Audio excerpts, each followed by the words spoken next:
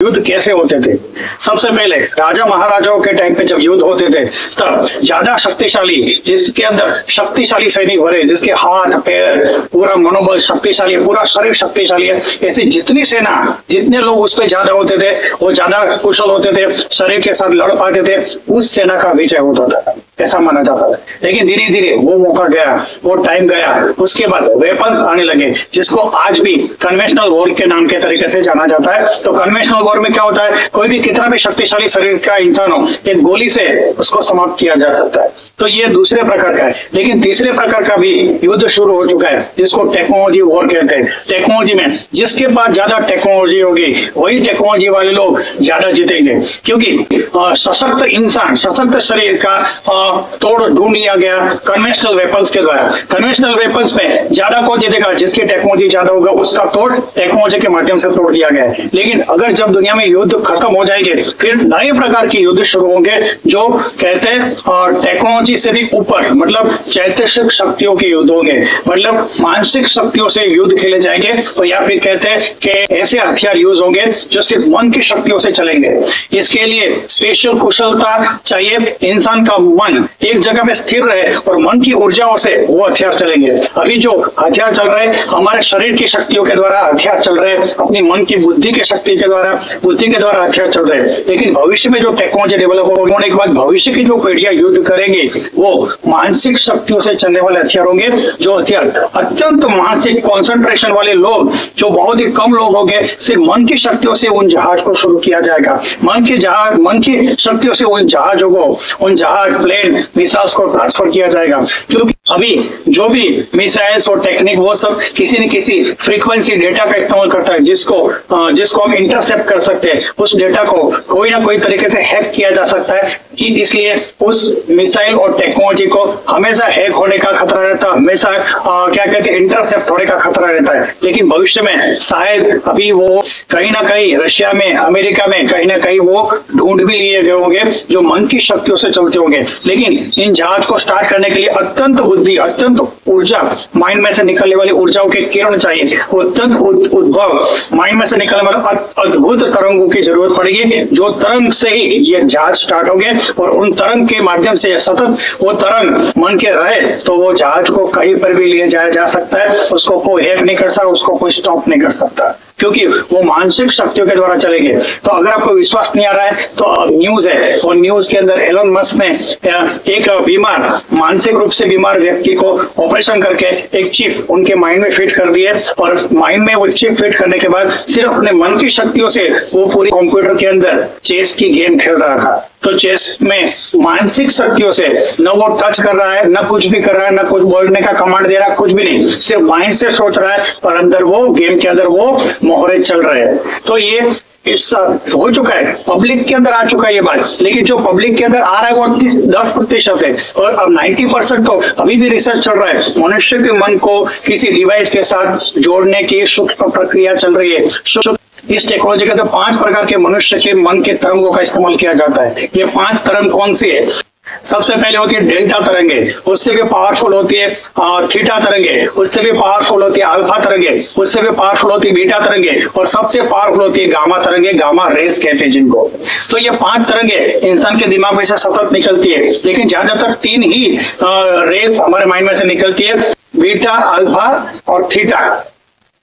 Beta, alpha और theta, ये 3 race ज्यादातर सभी इंसानों के दिमाग में से निकलती है। लेकिन सबसे ऊपर की जो गामा रेस है वो कोई ही इंसान निकाल पाता है, और सबसे नीचे जो डेल्टा रेस होती है वो डेल्टा रेस बहुत ही कम इंसानों में देखी जाती है। तो में से 5 प्रकार के माइंड के अंदर से, हार्ट के अंदर फ्रीक्वेंसी निकलती है। जब इंसान की अवस्था होती है, जब सोचने की अवस्था में होता है तो अलग प्रकार के थॉट्स पैटर्न की वजह से फ्रीक्वेंसी निकलती है। जब बहुत शांत हो जाए, समझो जब वो इंसान सो जाता है तो सोने के टाइम विशिष्ट प्रकार की फ्रीक्वेंसी निकलती है, और पूरा ध्यान मेडिटेशन में डीप में चला जाता है तो अलग प्रकार की फ्रीक्वेंसी माइंड में से निकलती है। और सबसे ज्यादा जो चिंता में रहता है तब अलग प्रकार की फ्रीक्वेंसी निकलती है, और एक जगह पे माइंड को फोकस करता है तब विशिष्ट प्रकार की वेवलेंथ इंसान के दिमाग में से निकलती है। और उन वेवलेंथ को इस्तेमाल करके किसी न किसी गैजेट से ज्वाइन करने का टेक्नोलॉजिकल काम सूक्ष्म प्रक्रिया में गुप्त वैज्ञानिकों के सिस्टम में चल रहा है, जो पब्लिक को पता ही नहीं है। ये मैं अपने अंदाजे से बता रहा हूँ कि भविष्य में ऐसे यान, रॉकेट, सब सिस्टम होगी जो इंसान के दिमाग से ही गवर्न होंगे, दिमाग से ही कंट्रोल होंगे। तो सबसे पहले ये 5 प्रक्रिया इंसान के दिमाग के अंदर जो 5 फ्रीक्वेंसी उनको जानने की कोशिश करते हैं। सबसे पहले जब हम जागृत अवस्था में होते हैं तो हमारा माइंड, हम जब न सोते हैं न जागे हुए तो उसको अल्फा अवस्था कहते हैं। जब नींद से हम उठते हैं तो ना पूरे सोए हुए न पूरे जागे हुए, तो उस अवस्था में हमारा दिमाग अल्फा अवस्था में होता है। अर्ध जागृत अवस्था किसको कहते हैं? अगर हम सोए हुए हो तो हम थीटा अवस्था में, थीटा अवस्था के अंदर हम पूरे सो जाते हैं। सोने के बाद हमारे अंदर सपने चलते हैं लेकिन फ्रीक्वेंसी कम हो जाती है, और उससे भी कम फ्रीक्वेंसी अगर डीप स्लीप में हो और एकदम ट्रांस मेडिटेशन की अवस्था में हो तब हमारे माइंड की फ्रीक्वेंसी एकदम स्लो हो जाती है, जिसको थीटा तरंग कहते हैं।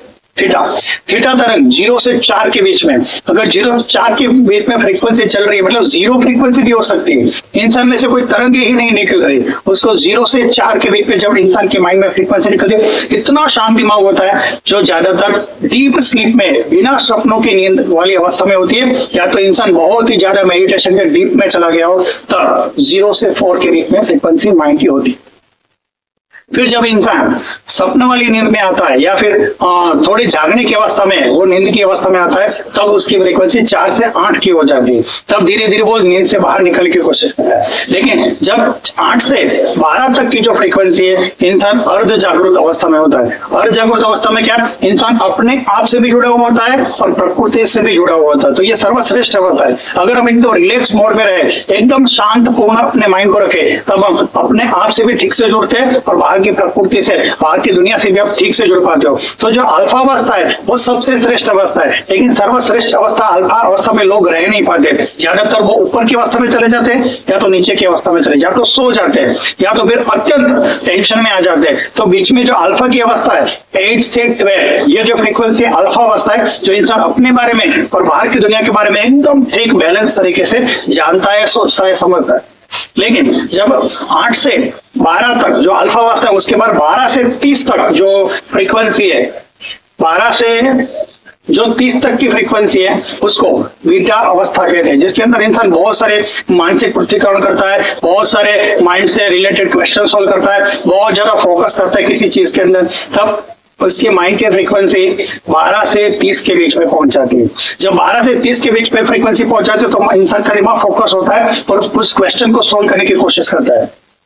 लेकिन जब इंसान बहुत ही ज्यादा फोकस करने लगता है एक चीज पे, तब इंसान की फ्रीक्वेंसी और तेज हो जाती है, तो 3 से 200 तक भी पहुंच सकती है, उससे भी ज्यादा पहुंच सकती है। जैसे इंसान की दिमाग को फोकस करने की क्षमता, जब ये अवस्था होती है तो इंसान के दिमाग के अंदर विशिष्ट प्रकार के गामा रेज निकलती है, और गामा रेज इतनी शक्तिशाली है कि किसी भी डिवाइस के साथ इसको जोड़ा जा सकता है। इसके ऊपर सारा रिसर्च दुनिया भर में साइंटिस्ट कर रहे हैं कि ये फ्रीक्वेंसी इंसान के दिमाग में से इतनी तेज निकलती है कि किसी भी डिवाइस के साथ जोड़ा जा सकता है। इसके ऊपर बहुत सारे प्रयोग किए। आपने यूरी गेलर का शायद नाम सुना होगा, उसको अमेरिका में बुलाया गया और उसके ऊपर बहुत सारे रिसर्च किए गए।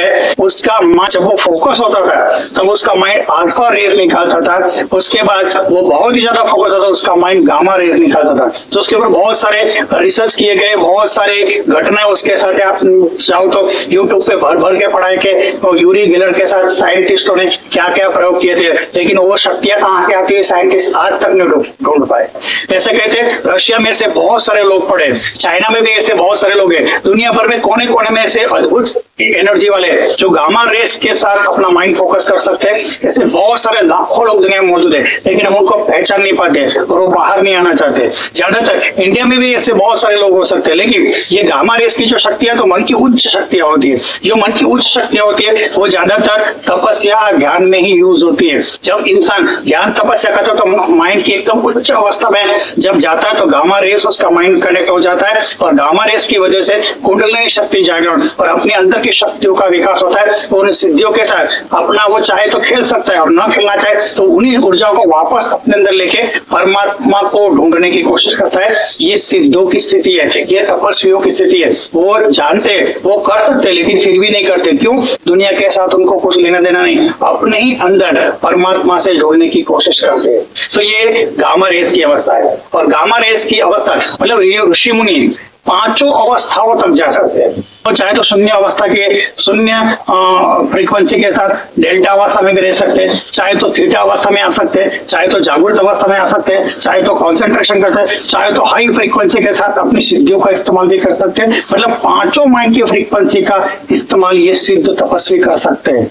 तो चाहे तो कभी भी समाज को हेल्प करने के लिए ऐसा करते हैं, और कभी भी ना चाहे तो ध्यान की उच्च अवस्था में एकदम शांत 0 से 4 थीटा डेल्टा अवस्था में 0 से 4 के डेल्टा अवस्था में वो रहते हैं। तो ऐसे रशिया में भी बहुत सारे लोग हैं, चाइना में भी बहुत सारे लोग हैं, पूरी दुनिया में ऐसे बहुत सारे लाखों की संख्या में, लेकिन हम उनको पहचान नहीं पाते। और ऐसे इंडिया में भी बहुत सारे साधु तपस्वी है जिनको हम साधु तपस्वी बोलते हैं, लेकिन असल में मानसिक की उच्च अवस्था में रहते हैं। तो भविष्य में जब ऐसी टेक्नोलॉजी बनेगी तो रशिया के पास तो ऐसे स्पेशल स्कूल है जिसके अंदर उनको बच्चों को ये जो स्पेशल पावर जिस स्पेशल उनका माइंड काम करता है उनको ट्रेन किया जाता है। चाइना में भी ऐसी बहुत सारी खबर आई थी कि विशिष्ट प्रकार के बच्चों को विशिष्ट प्रकार की तालीम दी जा रही है ताकि वो भविष्य में चाइना की मदद कर सके। अमेरिका में भी ऐसे रिसर्च शुरू हो चुके हैं, लेकिन इंडिया में अभी तक ऐसा कुछ हुआ नहीं। भविष्य में जिस देश के पास ज्यादा से ज्यादा अल्फा और उससे भी ऊपर की फ्रीक्वेंसी मतलब गामा फ्रीक्वेंसी के साथ को फोकस करने वाले लोग जितने ज्यादा होंगे वो उतने ही ज्यादा टेक्नोलॉजी को कंट्रोल कर पाएंगे। टेक्नोलॉजी जो एआई से डेवलप हो रही है वो एआई को डेवलप इन गामा फ्रीक्वेंसी से ही इंसान का दिमाग एआई को कंट्रोल कर सकता है। और यही एक रहस्य है जो इंसान के पास एक ही चीज बची है एआई के खिलाफ, वो है गामा रेस की फ्रीक्वेंसी जो एआई के पास नहीं है। तो हमारे भविष्य के युद्ध कहते हैं चित्त शक्ति के युद्ध होंगे। जिसके पास ज्यादा ऐसे लोग होंगे वही इस दुनिया के अंदर कंट्रोल करेंगे। और हमें ज्यादा से ज्यादा लोगों को चित्त शक्ति से जोड़ना चाहिए। हम चित्त शक्ति से कैसे जुड़े? चित्त शक्ति से बहुत तरीके से जोड़ सकते हैं। उसमें से एक प्रक्रिया है ध्यान प्रक्रिया। जब हम ध्यान करते हो ध्यान के अंदर हमारी ऊर्जा जब हम बाहर फोकस करते हैं तो हमारी बहुत सारी ऊर्जा बाहर निकल जाती है। लेकिन जब ध्यान करते हो तो बाहर की जब हम खाना खाते हैं जो भी एनर्जी क्रिएट करते हैं वो बाहर वेस्ट होने की बजाय वो ऊर्जा अपने ही अंदर वापस आती है। जब ऊर्जा अपने ही अंदर वापस आती है तो पूरी ऊर्जाएं एक जगह पे इकट्ठा होने लगती है। उसको कहते हैं शरीर के अंदर 7 चक्र। जब ऊर्जाएं बहुत ही ज्यादा एकत्रित होने लगे तो शरीर का पहला चक्र मूलाधार चक्र जागृत होने लगता है। जब वो चक्र जागृत होता है फिर उसके बाद और साधना करने से दूसरा चक्र जागृत होता है, उसके बाद तीसरा। इस तरह से जैसे टंकी में कैसे पानी भरता है धीरे धीरे धीरे पानी ऊपर की ओर चढ़ता है, इसी तरह से 7 चक्र धीरे धीरे 1 बाय 1 ऊर्जा इकट्ठा होती रहती है। बाहर ऊर्जाएं वेस्ट नहीं होती और सारी ऊर्जाएं अपने ही अंदर वापस आके शक्तिशाली बनती है। और शरीर की सारी नाड़ियां सारी ऊर्जाएं सारी नसें क्लीन होनी है। उसके बाद सारी ऊर्जाएं धीरे धीरे विशुद्धि चक्र, सबसे पहले मूलाधार चक्र, फिर स्वादिष्ठान चक्र, उसके बाद नाभि चक्र, उसके बाद हृदय चक्र, उसके बाद कंठ चक्र, उसके बाद आज्ञा चक्र, उसके बाद सहस्त्रार चक्र। जब इंसान सहस्त्रार चक्र तक पहुंच जाता है तब उसको ये मालूम पड़ता है कि वो क्यों यहाँ पे पृथ्वी पे जन्मा हुआ है, इंसान कहाँ से आया है, क्या उसको करने का है और कहाँ वापस जाने का है। मतलब जीवन का लक्ष्य क्या है, जीवन में क्या करना चाहिए, जीवन के बाद क्या करना चाहिए। तो जीवन का मेन रहस्य उसको 7वें चक्र पर ही समझ में आता है। लेकिन जितने भी लोग चैतसिक शक्तियों से जुड़े हुए हैं, जितने भी लोग क्या कहते हैं चित्त शक्ति से जुड़ना चाहते हैं और बाहर की दुनिया में अपना पावर दिखाना चाहते हैं, वो सिर्फ 6ठे चक्र की बात करते हैं। 6ठे चक्र की बात इसलिए करते हैं क्योंकि वो पूरी ऊर्जाओं को उठा के यहाँ से इस्तेमाल कर सकते हैं। मन की शक्तियों को गामा रेस में ले जाके किसी भी चीज को कन्वर्ट करने का, किसी भी चीज को डाइल्यूट करने का, किसी भी चीज को कनेक्ट करने का काम यहाँ से गामा रेस के द्वारा किया जाता है। ऐसा धीरे धीरे संशोधन में बाहर आ रहा है। पर जो भी लोग प्रकृति को जानना चाहते हैं, ब्रह्मांड को जानना चाहते हैं, खुद की प्रकृति को जानना चाहते हैं, कि पूरे ब्रह्मांड के रहस्य जानना चाहते हैं, वो आज्ञा चक्र तक नहीं रहते, वो 7वें चक्र तक जाने की कोशिश करते। वहां पे सारे धर्म के रहस्य भरे पड़े, सभी धर्म एक ही बात करते, परमात्मा से जुड़ना। जो इंसान 7वें चक्र पे चाहता है तब उसको पूरा रहस्य समझ में आता है। ब्रह्मांड क्यों है, ब्रह्मांड किसने बनाया, परमात्मा कौन है, मैं कहाँ से आया हूँ, मुझे क्या करना चाहिए, मुझे कहाँ जाना है। तो जब इंसान 7वें चक्र तक पहुंच जाता है समाधि की उच्च अवस्था में तो पूरे रहस्य ही खुल जाते हैं। फिर उसको कोई भी दुनिया का प्रत्येक व्यक्ति अपना ही लगने लगता है, कोई भी दुनिया में होने वाली घटनाएं परमात्मा का कारण ही लगती है। लेकिन तब तक हमें समझ में नहीं आता कि दुनिया में क्या चल रहा है। लेकिन परमात्मा से जुड़ने के बाद समग्र ब्रह्मांड के रहस्य अपने आप अपने ही अंदर समझ में आ जाए। यह है ज्ञान की प्रक्रिया का उच्च अवस्था। जिसमें साधु तपस्वी बैठे हुए थे। तब उनको समझ में आ जाता है कि ब्रह्मांड का और खुद का और परमात्मा का क्या रहस्य है।